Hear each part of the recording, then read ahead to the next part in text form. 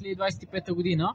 През 2027, за където ще бъдат следващите квалификации, в които ще участва младежкият национален отбор, все още не е ясно къде ще се проведе шампионата. Към момента двете кандидатури са на Албания и Сърбия, като Белгия и Турция също бяха подали документи, но след това се отказаха от участие в, нека да кажем, не търга, но конкурса. И в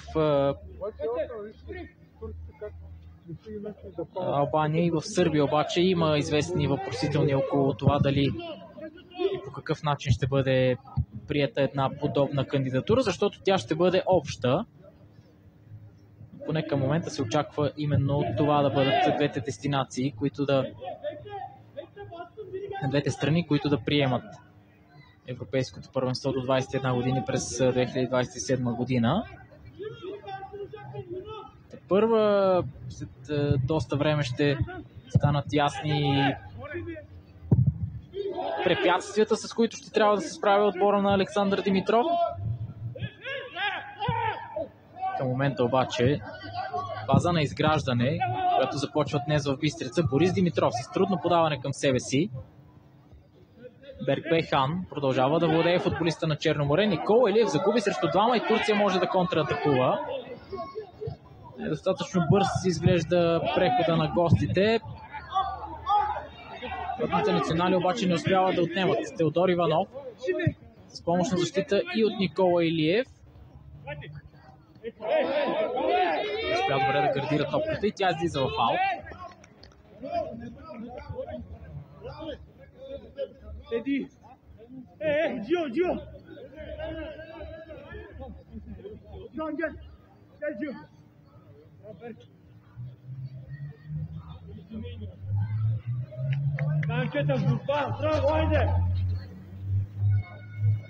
Тези подвиквания от Росен Божинов пък подсказват, че той е един от лидерите в младежкия ни национален отбор. След двубоя с Израел, Никола Илиев, който е с капитанската лента, сподели, че е готов да бъде лидер на този тим, че се надява отново в отбора да се събере добра група, която сега обаче атакува и възможността е страхотна. Малко обаче не достигна на Борис Димитров, за да засече центрирането към себе си. Няма засада тук при подаването към Кристиан Балов, няма засада и след това. Получи се неприятен контакт между Борис Димитров и Емре Билгин.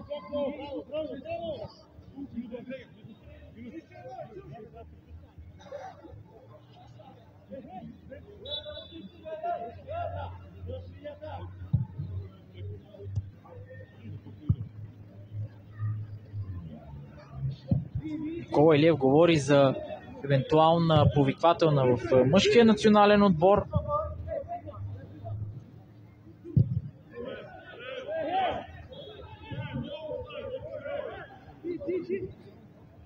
Мъжкия национален отбор, който в днешната вечер гостува на Люксембург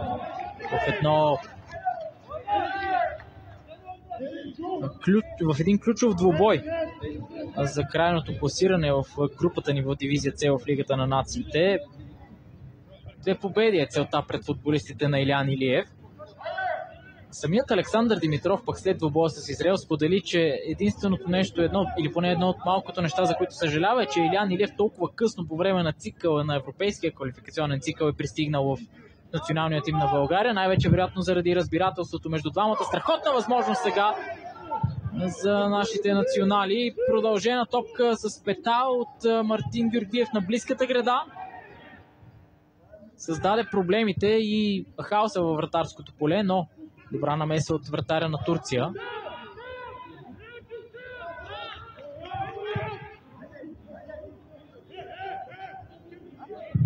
Чунгдо с центриране, справя се защитата в червено.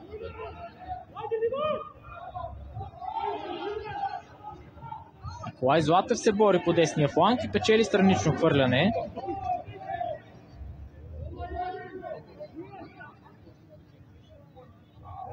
Още веднъж добрата ситуация.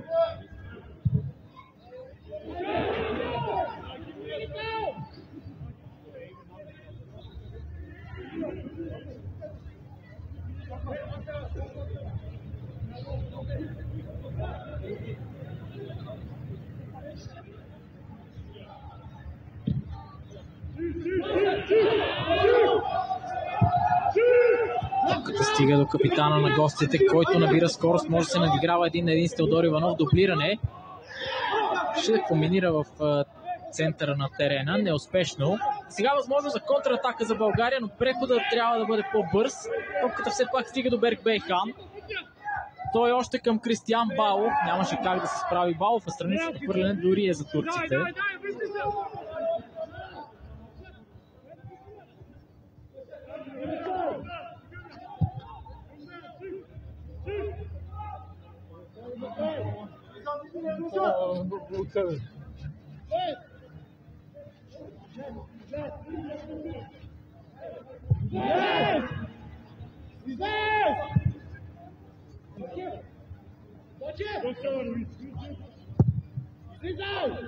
По-малко от 20 са минутите до края на редовното време. Все още 0-0 между България и Турция. Приятелска среща на младежките национални отбори. По нападение, тук би трябвало да има удар от вратата, точно така. Страхотна намеса от Мартин Бачев.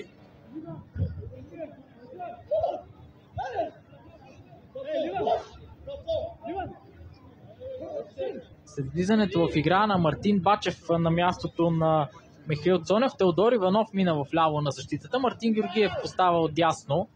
Росен Божинов вече си партнира с Бачев.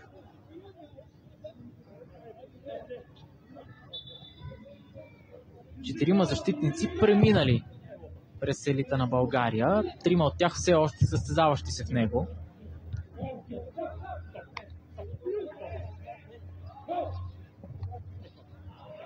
Отнета топка в центъра на терена. Борис Димитров със страхотно изпълнение. Какъв гол! 1-0 в полза на България в 73-та минута. А Борис Димитров отбелязва великолепно попадение.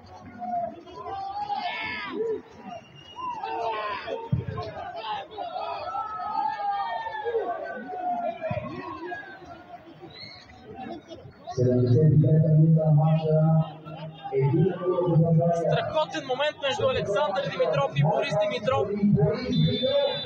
Младият нападател продължава със своята великолепна форма. Тук гостите се опитаха да направят нещо хитро. Няма как това да се случи обаче, защото Пламен Андреев е на терена. Те опитаха да подновят играта, но това няма как да бъде направено, ако поне един от състезателите на съперниковия тим все още е в очертанията на терена. Нещо, което бе факт с наличието на Пламен Андреев. Така че напълно логично Георги Гинчев не позволи подновяването на играта.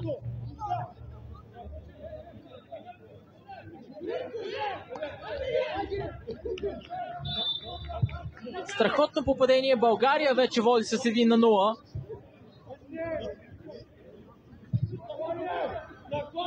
И да видим по какъв начин младежките ни национали ще се справят с отговора, който Турция подготвя.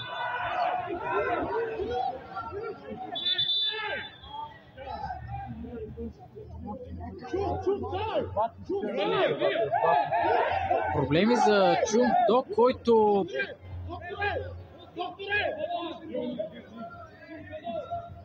след нарушението, което бе извършено срещу капитана Джихан Чанак, изпита много сериозна болка, защото футболиста с номер 10 се приземи върху Чунг До и болката очевидно е в глезена на футболиста на Славия.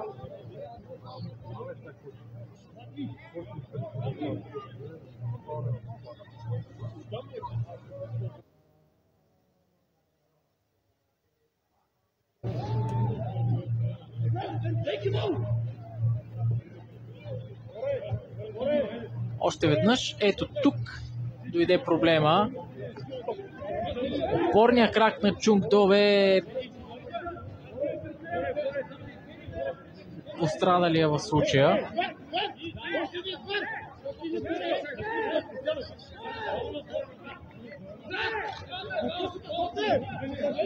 Куцвайки, Чунг До напуска терена.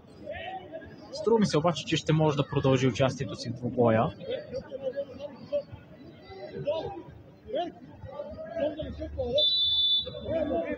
Междувременно младежки ни национален отбор с човек по-малко трябва да се защитава при това статично положение. Центриране, което е прекалено силно и не представлява никакви трудности за Пламен Андреев и защитата пред него. Чумдо вече обратно на терена.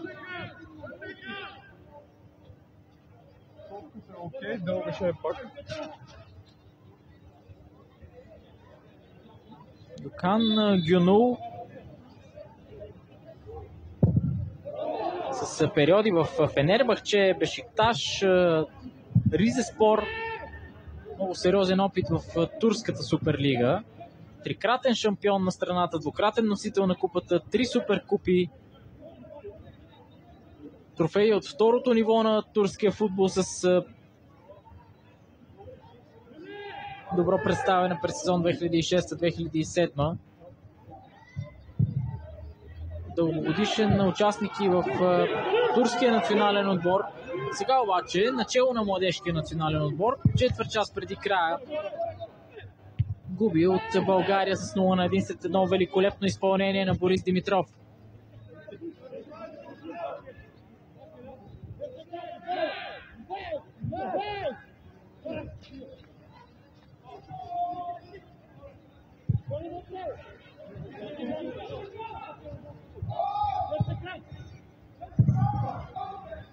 Справя се защитата на България, но след това топката не е изчистена. Мартин Георгиев го прави.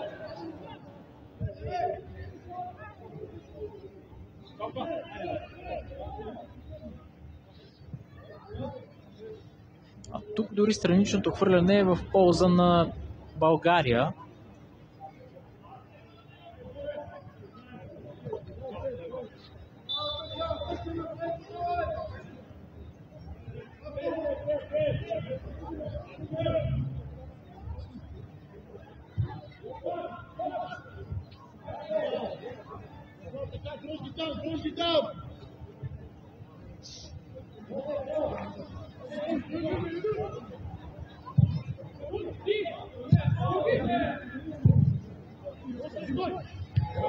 Ключово е в минутите след попадението на Борис Димитров да не се позволява Турция бързо да отговаря. И струва ми се, това към момента се случва. Дори България атакува, но подаването към Никола Илиев не стигна до своя адресат. Атака за Турция. Йылдырым комбинира с своя капитан. Той е още по-назад. Добре подреден отбора на България в собствената половина. Отново нападение по левия фланг. Мартин Бачев с помощ на защита и от Мартин Георгиев вече.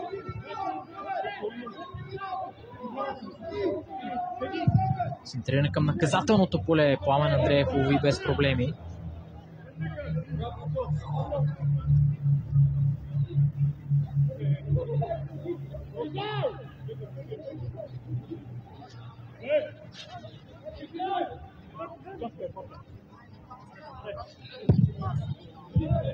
Спратена топка напред. Трудна за овладяване. Все пак България бе близо до това да я отиграе.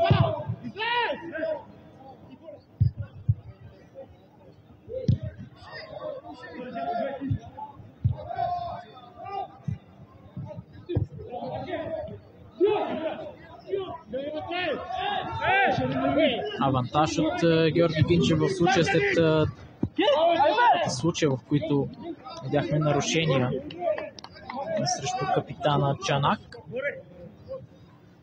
Само странично хвърляне в полза на гостите, чието време изтича неусетно.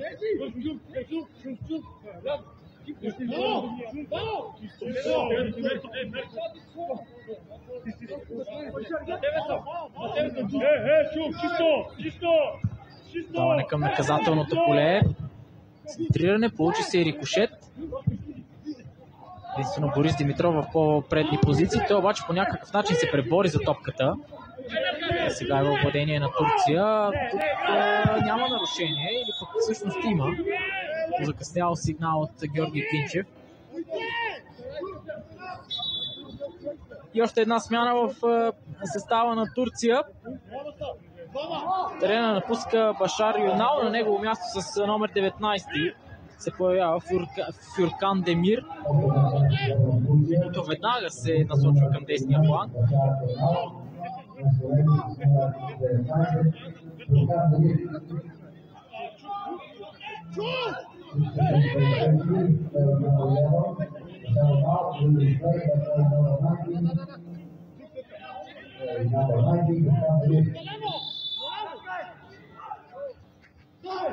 Ето го и центрирането. Изстрел с глава. Пламен Андреев се намесва.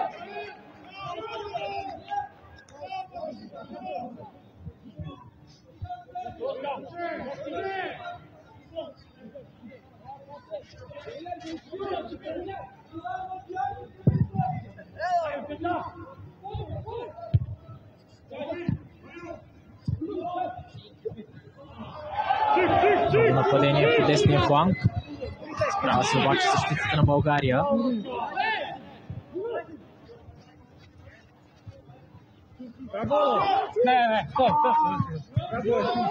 Страхотни действия от Чумдо в дефанзивен план.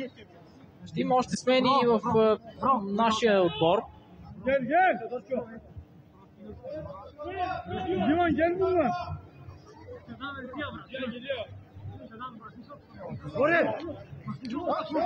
Никола Илиев, капитана, ще напусне терена. На негово място с номер 11 ще се появи Борислав Маринов. Ще бъде интересно и кой ще поеме капитанската лента след напускането на Илиев.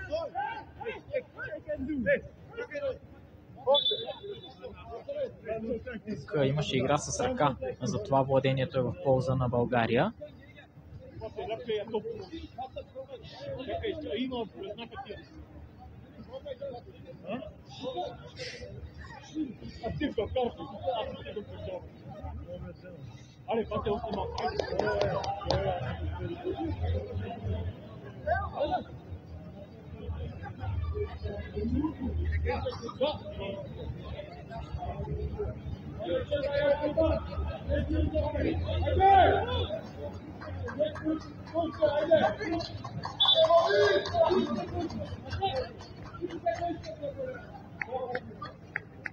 Пламен Андреев до голяма степен логично ще бъде капитанът на младежкия национален отбор на България при отсъствието на Никола Илиев.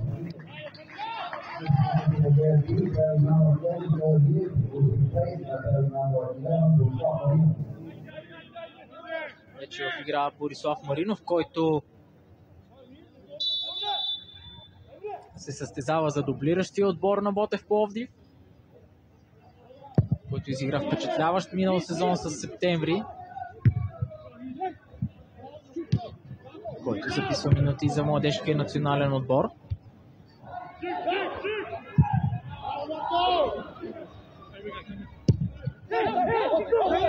Още една възможност за България. Опит за изглеждащо подаване от Кристиян Балов.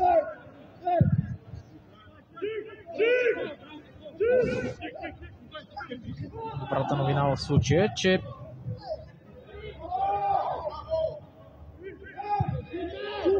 се задържаме в половината на съперника или поне опитваме да го правим и не позволяваме кой знае колко много опасни ситуации. Мартин Георгиев тук не е извършил нарушение, но страничното хвърляне е в полза на Турция.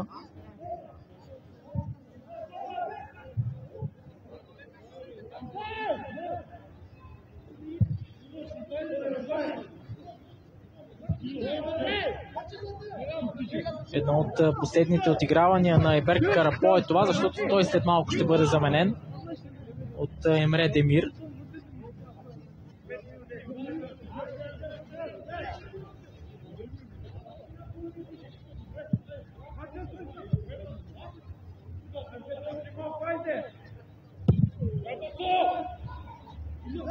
Младежкият ни национален отбор ще изиграе още една контролна среща след 4 дни срещу Босна и Херцеговина. В гостуване обаче за Турция също предстои още един контролен двубой в Турция срещу Сърбия.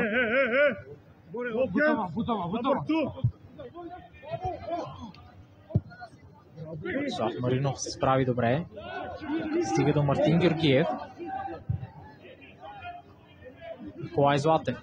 Може да се надиграва 1-1, центрира към наказателното поле. Какви проблеми за Емре Билгин.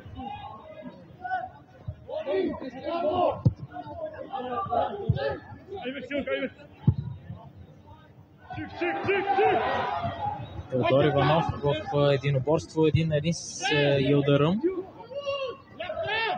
Страхотни действия в дефанзивен план от Кристиян Балов. Много бързо топката отново е за Турция. Авантаж в ситуацията и сменен фланг на нападението. Добро отиграване от гостите.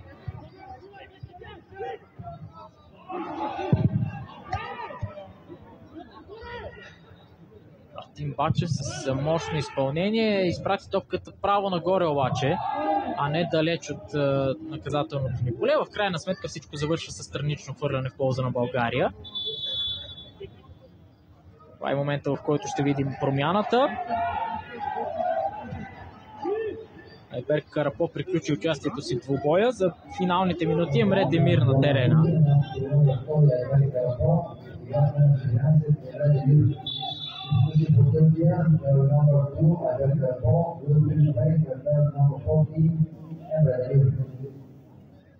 По-малко от 5 са минутите до края на редовното време. България продължава да води с 1-0, благодарение на поведението на Борис Димитров. Едно зашеметяващо изпълнение, което към момента прави разликата между двата тима.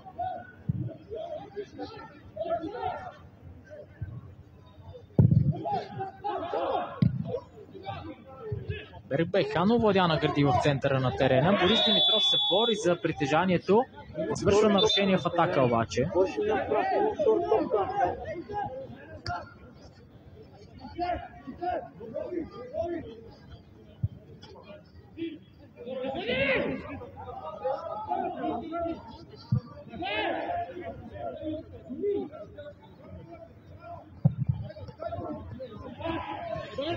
Стига до тесния фланг. Борислав Маринов трябва да се защити. Ниско по тревата е центрирането.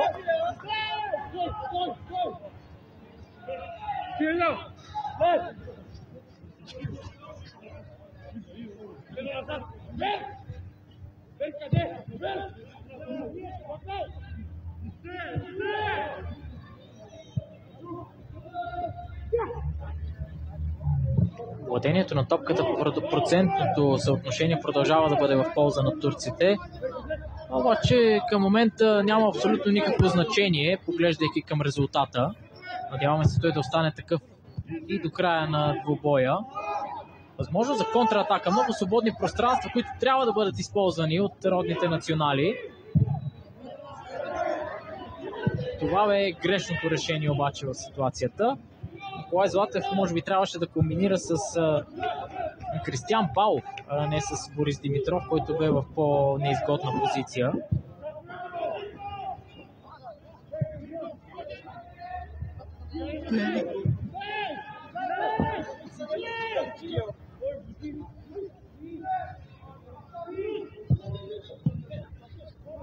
Даване между линиите. Берик Байхан обаче се справя.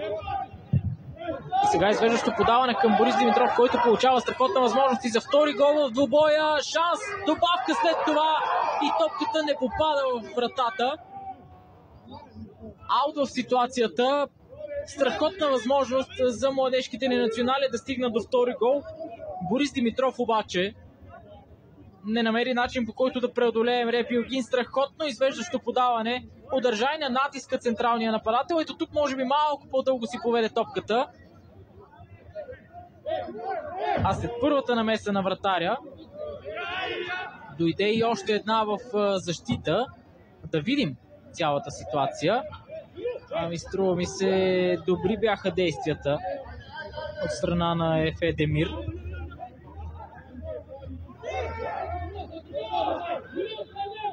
И играчите на Александър Димитров пропуснаха страхотна възможност да решат всичко в двубоя. Чум до сега.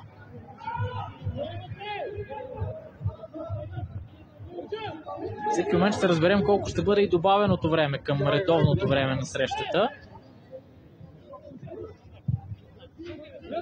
3 минути.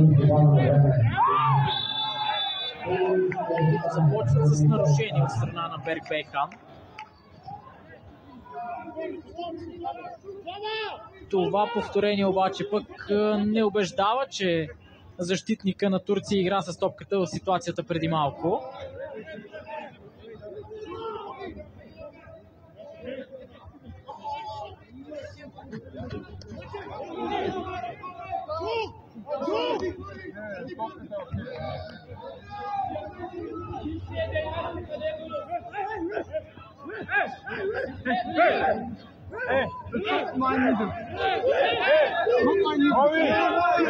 Тук претенциите са за позицията на Чунто,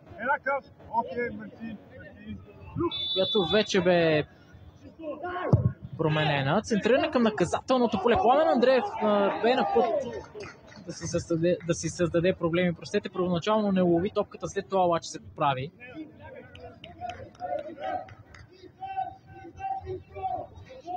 Александър Димитров приканва неговите футболисти да се изтеглят по-високо по терена в половината на съперника.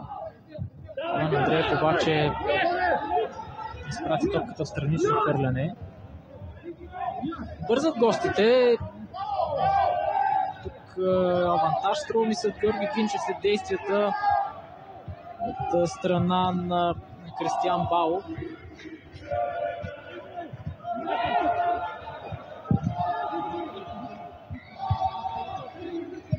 Борислав Маринов трябва да изпрати топката далеч от нашата половина. Борис Димитров се справя и подава надясно, където е Кристиан Балов. Той е дублиран от Николай Златев. Страхотен шанс за второ попадение.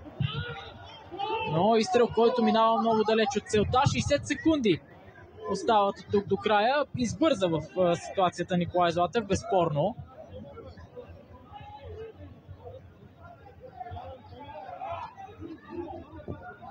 Дълго си поведе топката играч с номер 7 Бурджу. Нарушението е в полза на Турция. Официалното предупреждение също ще излезе на дневен ред. Борислав Маринов, струва ми се, провинили се състезател.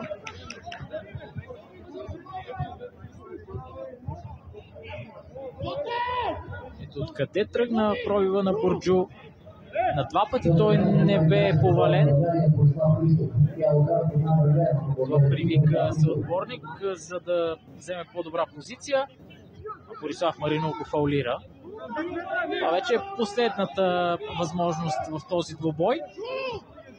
Пламен Андреев и защитниците пред него ще трябва да се справят с статично положение, което да ознаменува победата в двубоя с Турция. Тук и центрирането, изстрел с глава, никакви проблеми.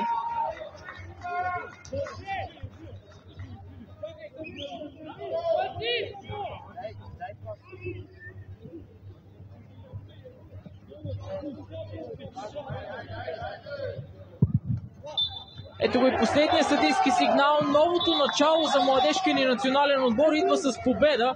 1-0 за играчите на Александър Димитров срещу тима на Турция. Победа дошла след едно великолепно изпълнение от страна на Борис Димитров, появил се от резервната скамейка. И така, новият цикъл за младежкия ни национален отбор стартира с победа, макар и в приятелска среща. И поводите за оптимизъм в щаба на Александър Димитров са на лице. Надяваме се и в официалните да се пренесат и в официалните двубои, за които ще трябва да почакаме малко. Но така или иначе, България победи Турция с 1-0, а за мен Виктор Пенев бе изключително удоволствие да коментирам този двубой за вас. Разделяме се за кратко, след малко обаче се завръщаме в Бистрица, защото Денил Селимински ще разговаря с главните действащи лица. Лека вечер!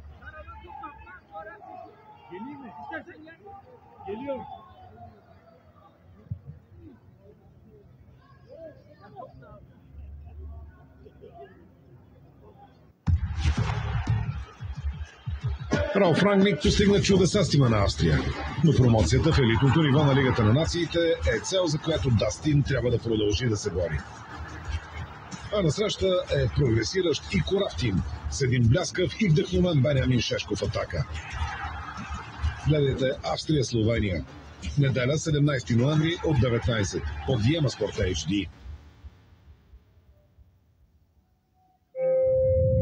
Път към финал конференцията си Timberwolves бяха безпощадни срещу Сънс в първия кръг на плейофите миналия сезон. Докато в Минесота се надяват на нова кампания с 50 плюс победи и с ярка след сезонна следа, до сега тази есен Феникс демонстрират повече постоянства. Могат ли момчетата от Аризона да постигнат частично отмъщение за миналата пролет? Гледайте Минесота Timberwolves срещу Феникс Сънс. Неделя 17 ноември от 22:30 по Диема Спорт HD. Не пропускай горещите спортни срещи. Абонирай се за Диема Екстра и Play Диема Екстра.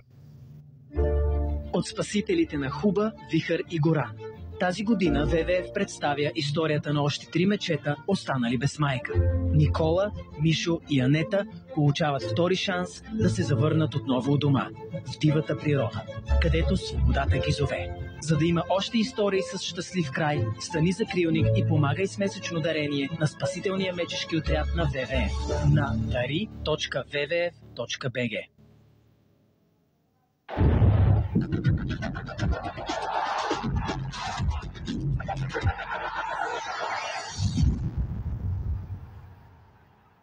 Макар и в приятелска среща, Младежкият национален отбор на България постави успешно ново начало в своето развитие. Страхотен гол на Борис Димитров през второто полувреме донесе успеха на младите български момчета срещу Турция. Уважаеми зрители, обратно в нашото коментарно студио с Младен Стоев за финални анализи на това, което видяхме вече в рамките на целия двубой. Този път ще обърне малко реда и ще поговорим първо в конкретика за гола, след което за това, което видяхме през втората част, тъй като много рядко виждаме такива попадения по българските терени, много рядко изпитваме такава наслада от отигравания на български футболисти. Твоя коментар за попадението на Борис Димитров?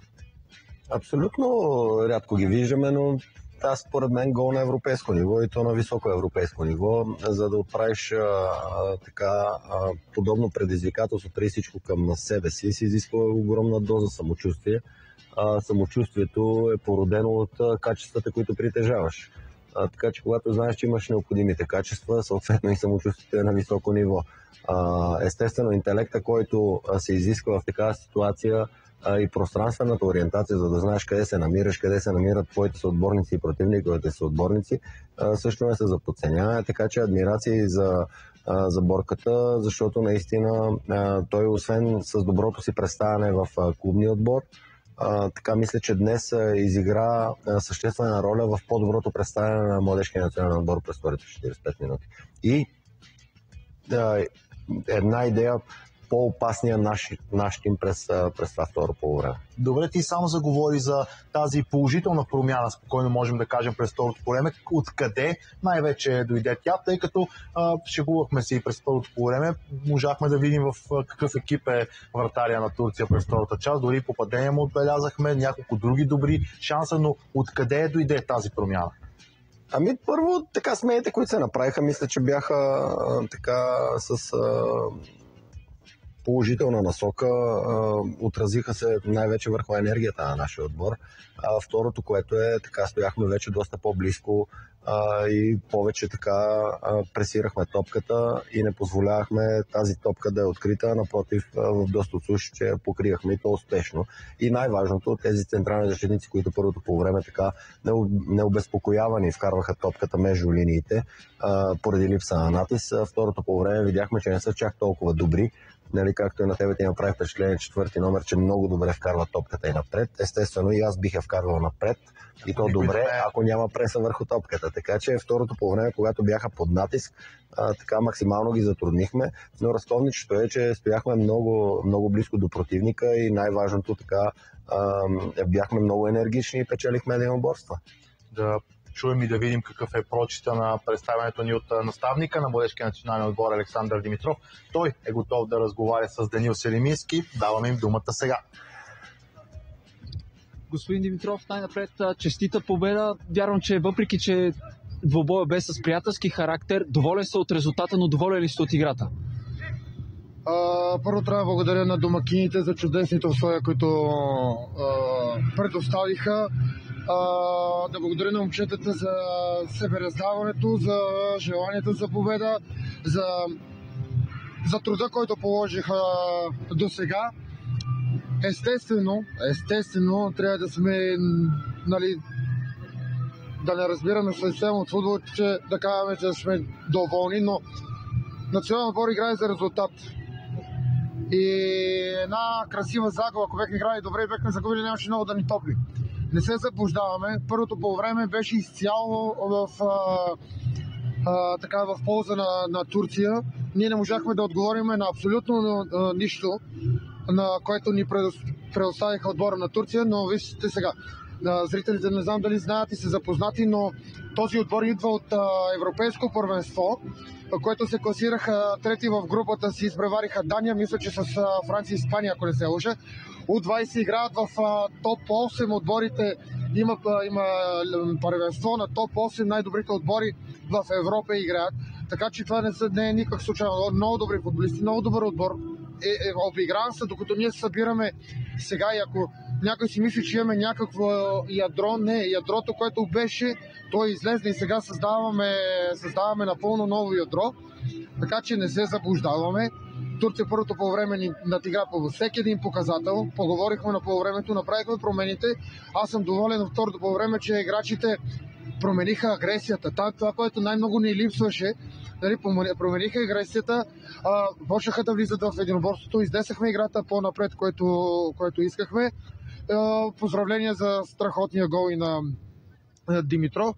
И пак поздравления за агресията, за спринтовата работа, която беше разковнищо за второто полувреме. Но като цяло, да, турски отбор се представи футболно по-добре от нас. Имаме да работиме, има си тези закономерности, за които говорихме. По никакъв начин не се заблуждаваме, но сме радостни от резултата. Повтарям, национален отбор играе само за победа. И това ни топли. Споменахте ядрото, което вече не може да бъде част от националния отбор. Което говори много. Именно имаше много футболисти, които бяха тук на трибуните. Визирайки новите състезатели, успяват ли да възприемат вашите идеи вече по най-добрия начин, или ако не по най-добрия начин, да ви вярват, което е най-важното? Вижте, първото по време нито ги възприемаха, нито вярваха, но доверието между треньори и играчи се гради с време, гради се в трудности, гради се с резултати, се гради с принципност и честност от двете страни. Не е едностранен процес и не е само едната страна. Предстои двубой с Босния и Херцеговина. Какво ще искате да промените от днешната среща и какво ще искате да запазите? Ще искам тази агресивност, тази експлозивна работа, която имахме второто полувреме, да я запазиме, но ще искаме трайно някакво владение на топката в противниковото поле, защото ние като стил не искаме да разиграваме.